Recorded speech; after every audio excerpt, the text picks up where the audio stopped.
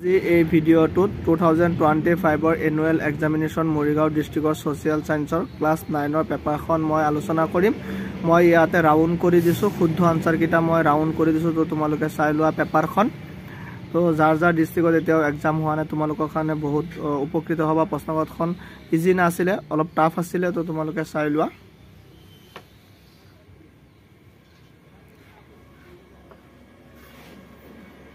আৰু মৰিগাঁও ডিষ্ট্ৰিক্টৰ ষ্টুডেণ্টে কমেণ্টত জনাবা কাৰ কেইটা শুদ্ধ হৈছে, কিমান নম্বৰ শুদ্ধ হৈছে।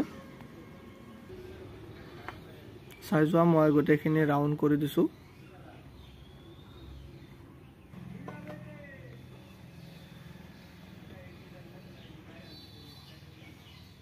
ইয়াত এটো শুদ্ধ 19 নম্বৰৰ। তো এইটো পৰীক্ষাৰ বহুত ষ্টুডেণ্টে কৈছে পৰীক্ষাটো টাফ হৈছে বা প্ৰশ্নকাকতখন বুজি পোৱাত বনাই আহিছে। তো ছ'চিয়েল ছায়েন্সৰ প্ৰশ্নকাকত বনাই আহিব, যিহেতু এইবাৰ SSLC এক্সামত তোমালোকে নিশ্চয় শুনিছা যে ক্লাছ 10ৰ এক্সামবোৰ যোনবিলাক ছাত্ৰ ছাত্ৰী এক্সাম দিছে সিহঁতৰো ছ'চিয়েল ছায়েন্সৰ প্ৰশ্নকাকতখন টাফ আহিছিলে, বহুত বনাই আহিছিলে।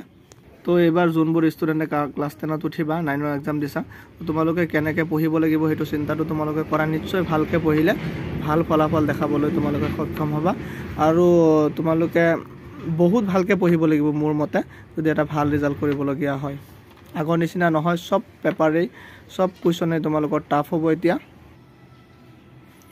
বনাই আহিলে ষ্টুডেণ্টে ভাবে যে বহুত টাফ হ'ল বা হেৰি হ'ল, কিন্তু বনাই আহিলেও বেছি টাফ প্ৰশ্ন নিদিয়ে। বনোৱা প্ৰশ্নবোৰ লিখোঁতে সহজ, যদি কনচেপচুৱেল ষ্টুডেণ্ট থাকে বুজি পায়, কম সময়তে প্ৰশ্নটো ছল্ভ কৰিব পৰা যায়।